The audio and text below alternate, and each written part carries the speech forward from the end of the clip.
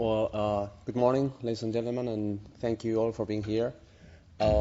First thing I want to do is to thank you, Mobbeel project, and especially his coordinator, Sebastian Marcel, for inviting me to be here today.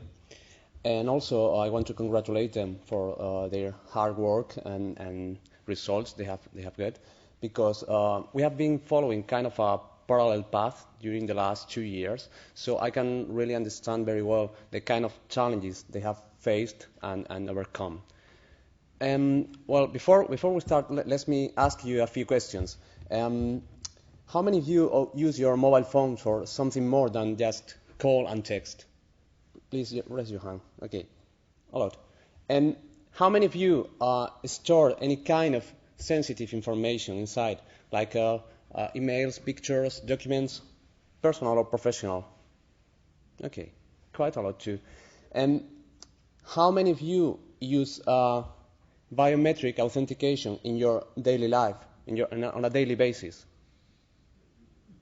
Well, a few, yeah. Well, we are in a biometrics conference, so but I can assure you, if you ask this question in any other scenario, very, very few people use biometric authentication in their daily lives. So the goal of this talk is simple: is to help your companies or your clients to focus their resources on where they can produce the best results. We are going to see which is the weakest link in the security chain, and how mobile phones can introduce new security risks, but also can help us to solve some problems. Well, who we are? Literally speaking, we are these 5 guys, but speaking on a broader sense, Mobbeel is a company that develops biometric security solutions for mobile phones.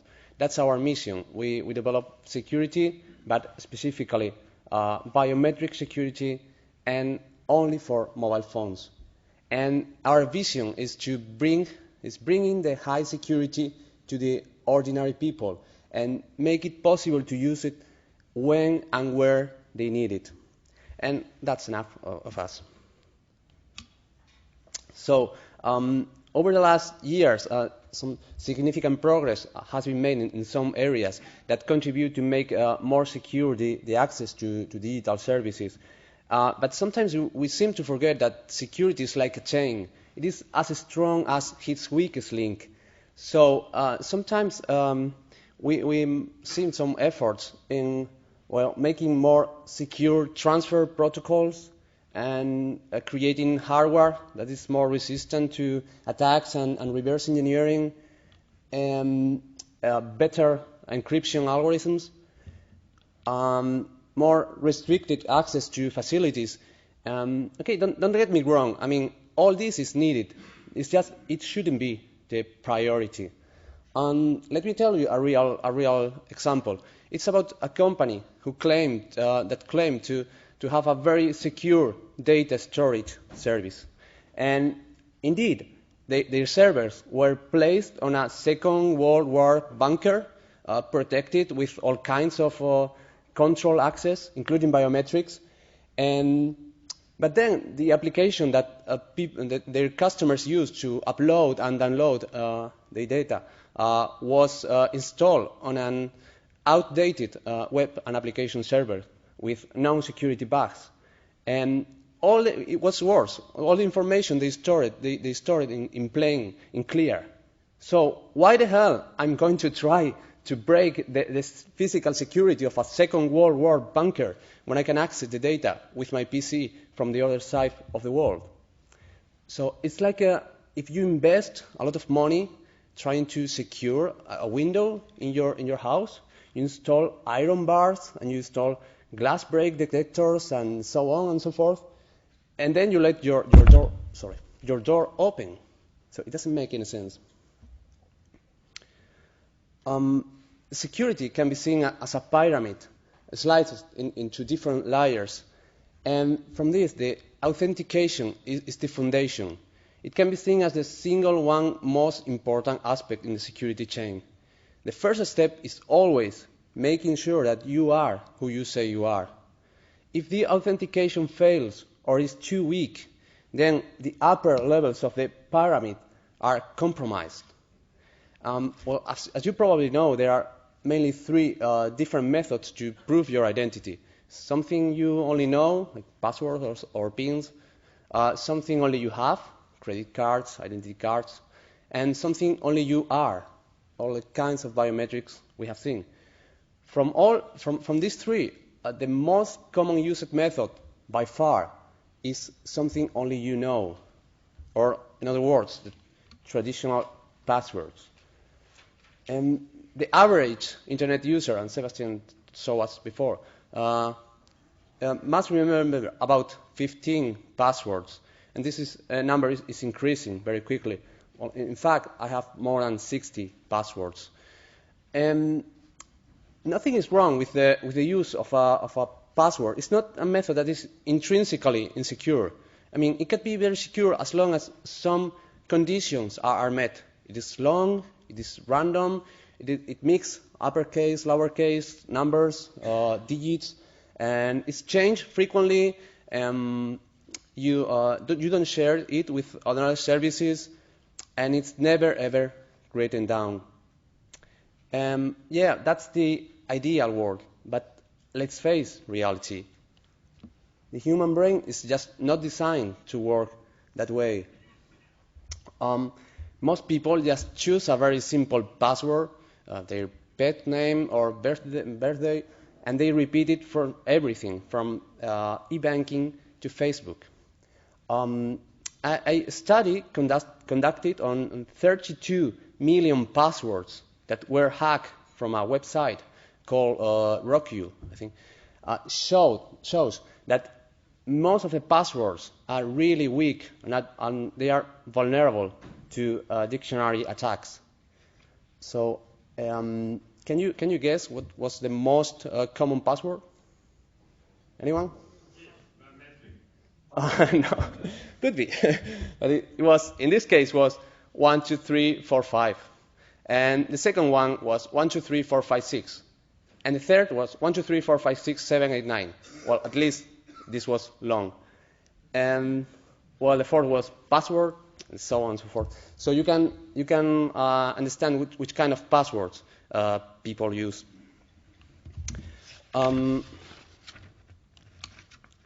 Well, sometimes I think this is normal, and we cannot avoid it.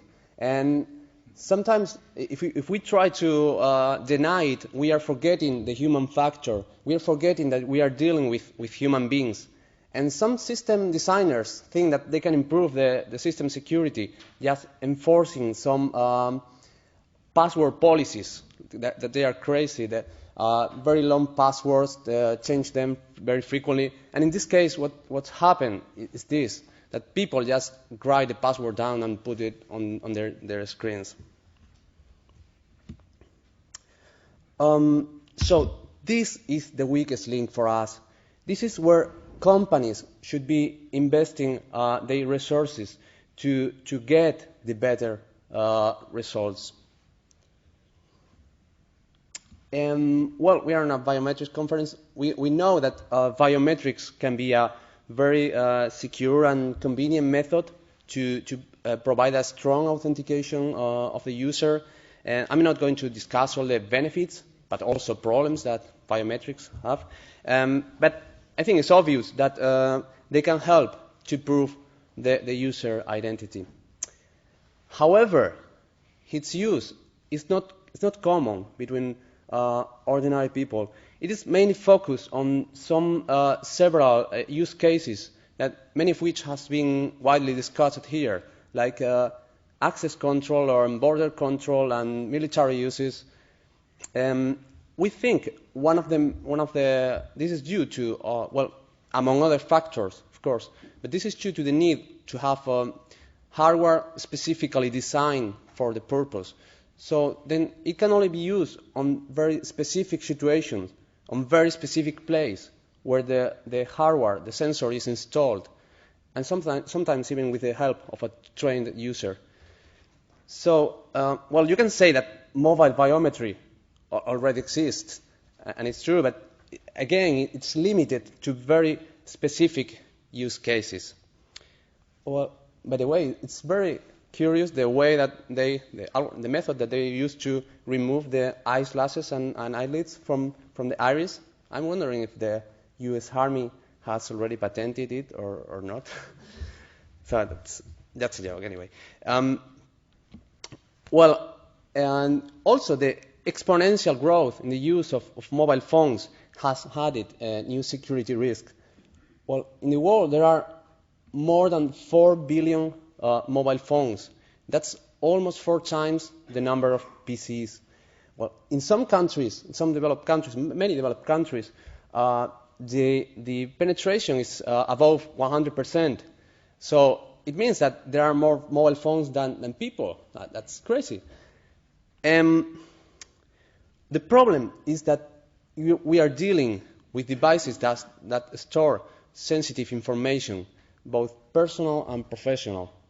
A recent survey shows that 40% of the users would rather lose their wallet rather than their mobile phone. Yes. Imagine losing your wallet with your money, with your identity cards, credit cards. Well, but for a lot of users now, their mobile is more valuable than their wallet. And I think it's a trend that we cannot stop. But mobile phones are not only a problem, they can also bring us some solutions. The improvements in their features has made possible the development of technologies that were just not possible a few years ago.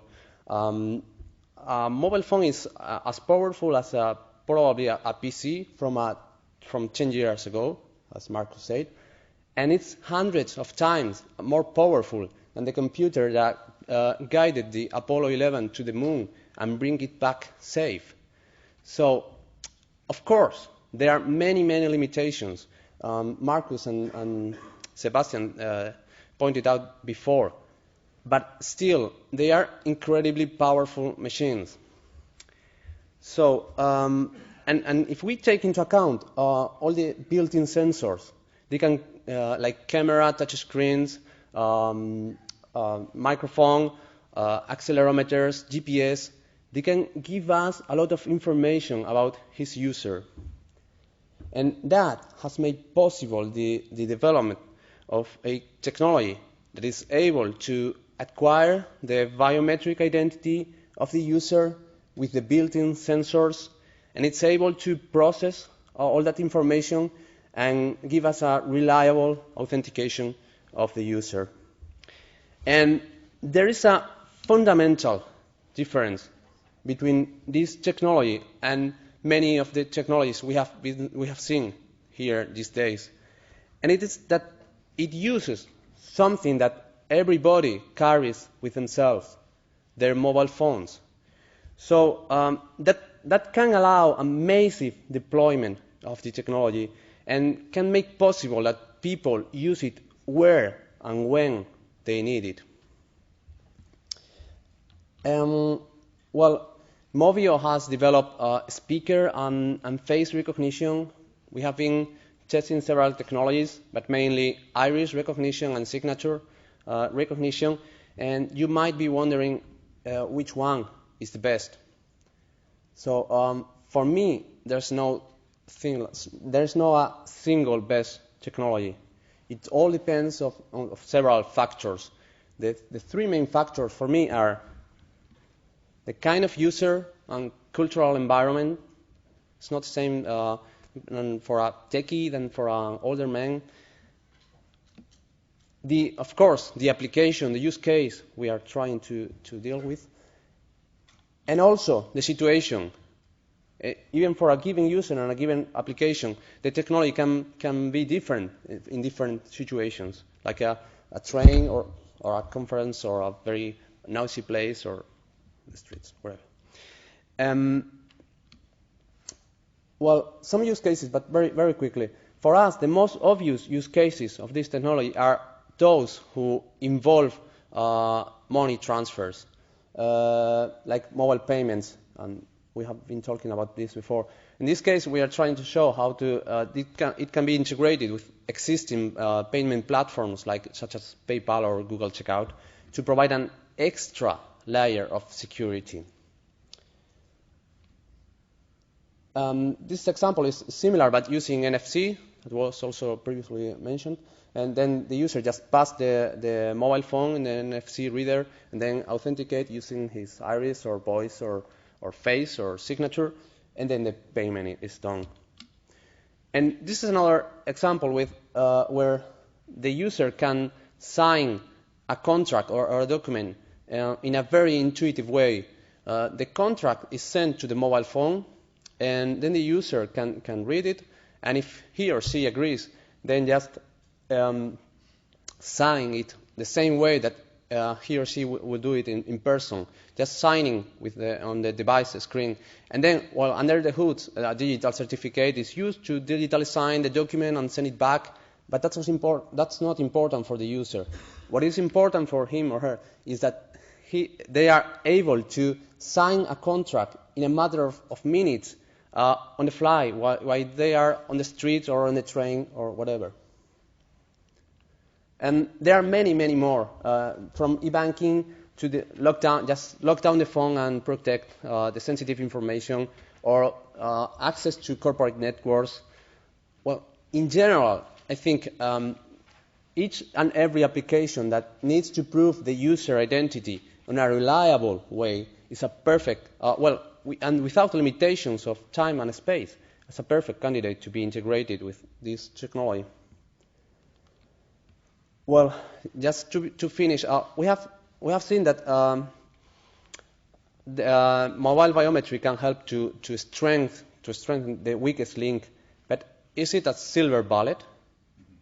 Well, I think of course not.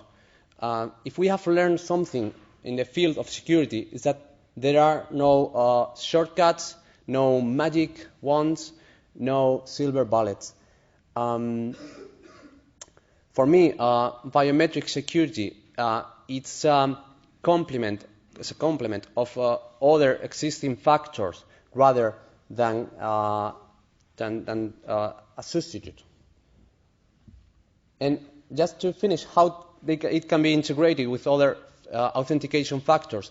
Well, an increasingly popular way to raise the level of security is to, especially among some banks, is giving the user this kind of electronic tokens.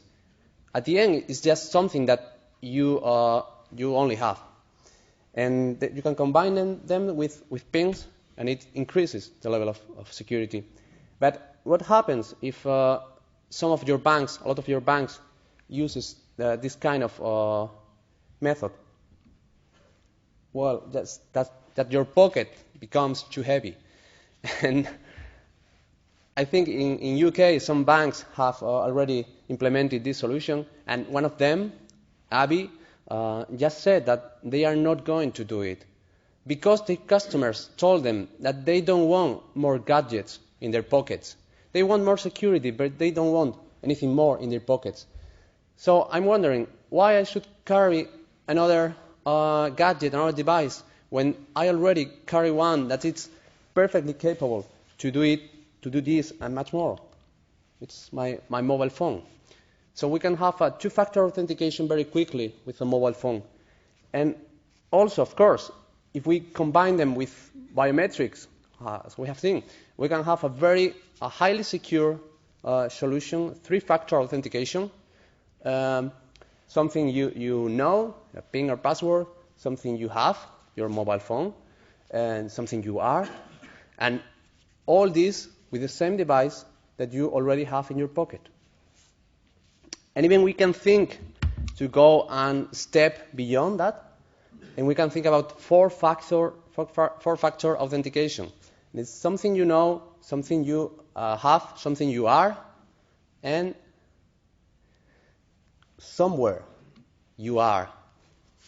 Well, to be honest, speak about location as an authentication factor is a bit of marketing. I'm in London, so what? With 12 other million people. Okay, so it cannot be seen as an authentication method to identify a person, but it can provide very useful information. I mean, the last attempt to use my credit card illegally was made from China. I'm not in China, I'm in Spain, or now I'm in London. So that transaction should have been rejected immediately. So that's a very valuable information. Well, just to sum up, we have seen that the weakest link in the security chain for us are passwords, and how mobile biometry can help to strengthen this weakest link, and as a consequence, to give the best results for the invested resources. Well, just to finish, I would like to, emulating Jim Wayman from the first day, I would like to make a prediction, and it is that today we are here in the emerging biometric panel, but in less than 5 years' time, it will become mainstream. And believe me, boy, it's going to be huge. Thank you very much.